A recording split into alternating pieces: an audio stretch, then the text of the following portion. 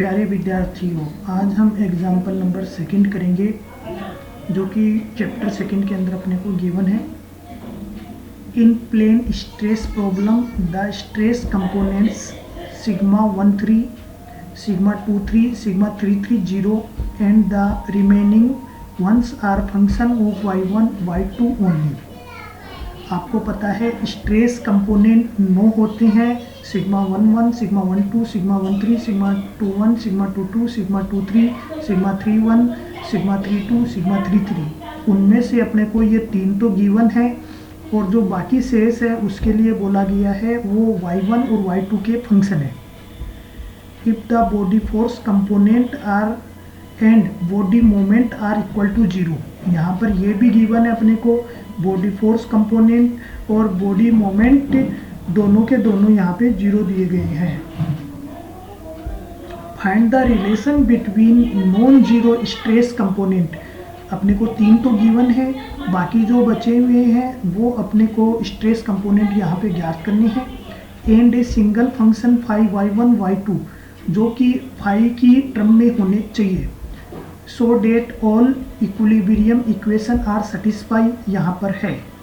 तो इस क्वेश्चन को यहाँ पर हम सोल्व करेंगे। अपने को यहाँ पर क्या फाइंड करना है, 3 कंपोनेंट गिवन है, 6 कंपोनेंट और यहाँ पर फाइंड करने हैं।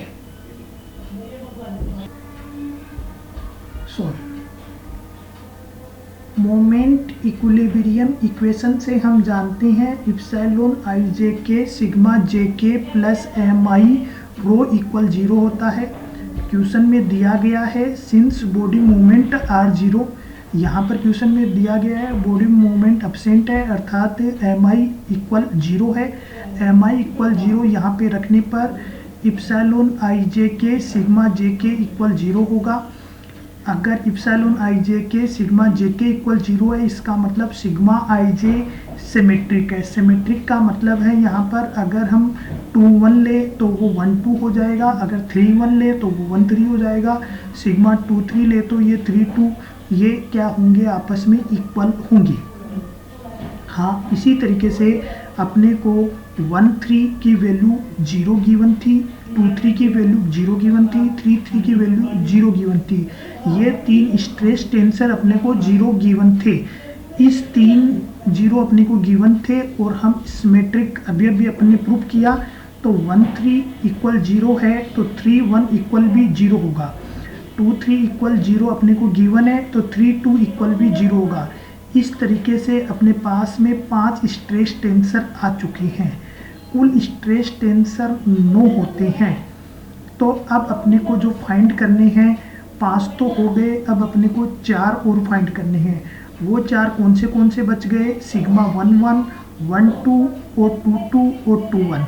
सिग्मा 2 1 अपने को फाइंड करने की ज़रूरत नहीं है क्योंकि 1 2 और 2 1 सिमेट्रिक होते हैं, इसलिए 1 2 फाइंड कर लेंगे तो वही 2 1 होगा। इसलिए केवल हमें अब यहाँ पर 3 स्ट्रेस टेंसर और फाइंड करना है। सिग्मा 1 1, सिग्मा 1 2, सिग्मा 2 2 अपने को यहाँ पे फाइंड करना है। चूँकि अपने को गिवन है स्ट्रेस टेंसर है वो y1 और y2 का फंक्शन है, तो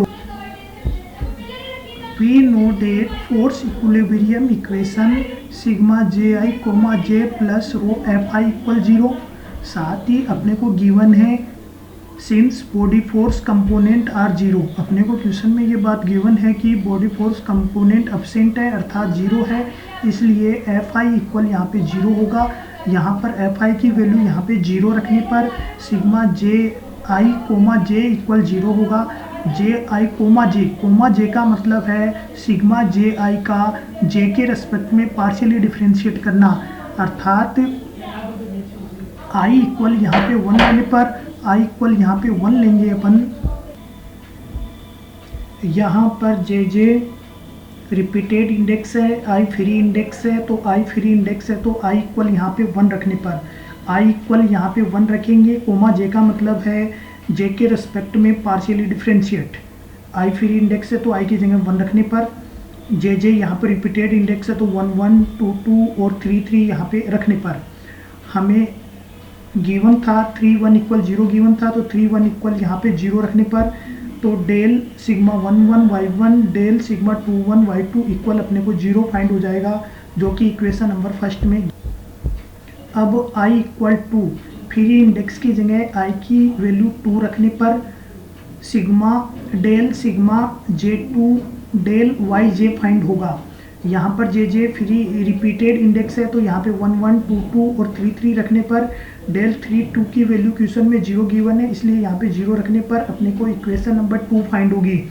अब यहाँ पर लेट माना sigma 1 1 equal del F upon del y2 है। क्यों माना है अपन ने, क्योंकि अपने को क्वेश्चन में गिवन है सिग्मा ij y1 और y2 का फंक्शन है। और इसी प्रकार से अगर अपन ने सिग्मा 1 1 जो अभी अपन ने इक्वेशन 1 फाइंड करी है, उसके अंदर अगर हम सिग्मा 1 1 का y1 के रेस्पेक्ट में डिफ्रेंशिएट करें और सिग्मा 2 1 का y1 के रेस्पेक्ट में डिफ्रेंशिएट करें और दोनों को जोड़ेंगे तो इक्वेशन नंबर फर्स्ट सेटिस्फाई हो जाएगी ए और बी के कारण से। इसलिए अपन ने sigma 1 1 equal del F upon del y2 माना है, del 2 1 equal minus del F upon del 1 y1 माना है। ए और बी को इक्वेशन को याद रखना है, ये इक्वेशन आगे अपने काम में आएगी। Also let sigma 2 2 equal del G upon del y1 del 1 2 equal minus del G del y2।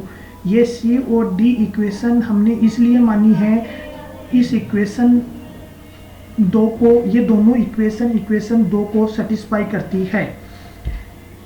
अपन ने अभी थोड़ी देर पहले प्रूव किया था सिग्मा 1 2 सिग्मा 2 1 सिमेट्रिक है, अतः del G upon del y2 equal del F upon del y1 होगा। ये अपन ने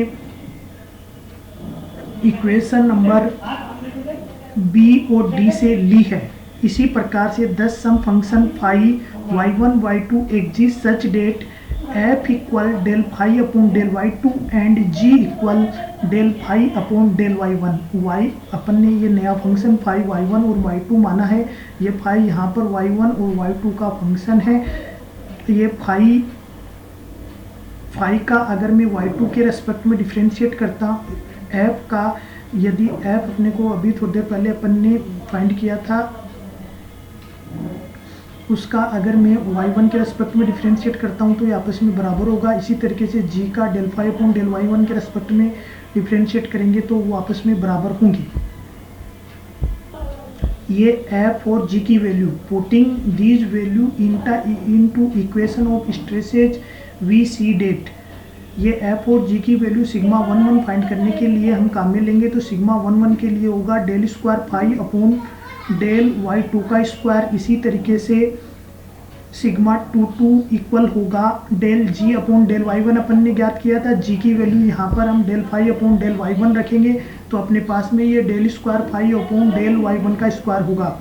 इसी तरीके से del 1 2 minus del square phi upon del y1 del y2 find होंगे।